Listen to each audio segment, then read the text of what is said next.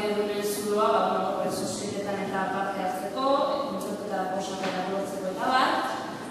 Sortu genuen baita teiatuka izeneko gune bat salero sozietarako, sexu eta informatika kontsultak egin daitezke aditu batek erantzuta, bidali zure argazki izeneko gunea ere sortu genuen, eta horiek dira eta hasieratik izanen baliabideak.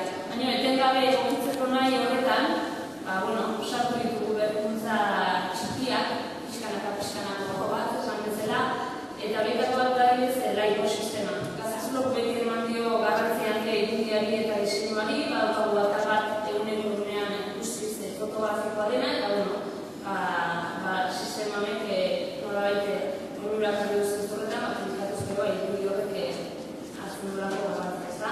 Bideoak zentzurikatzeko aukerare dago, lehen ez bezala.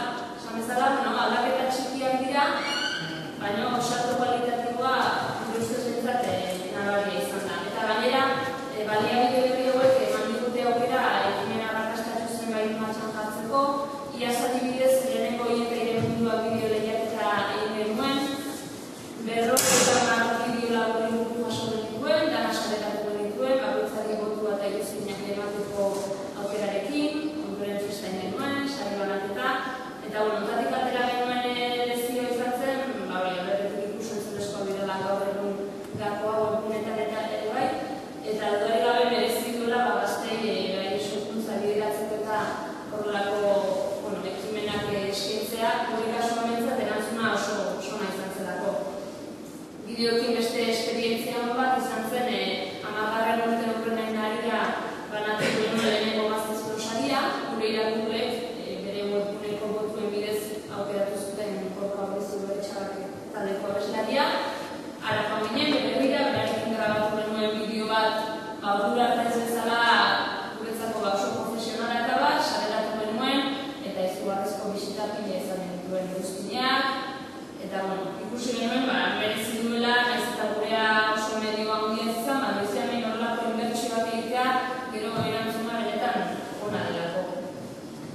Eta ja balorazio bat egiten sartuta, ikusi dugu badaudela baliabide batzuk edo atal batzuk uste bezala edo funtzionatu ez dutenak, edo denborarekin eraginkortasuna galdu dutenak. Horren adibidea da teiatupea, esan bezala sabelo espetetarako sortutako gunea izan zen, esate baterako ikasleak pisu bila balin bazigintza, ona jozizaketen, edo pisuen jabeek ere hemen eskeni zitzaketen beraien pisuak, eta hasieran oso kontu berritzaile izan zen, esan garaiatan, baina denborarekin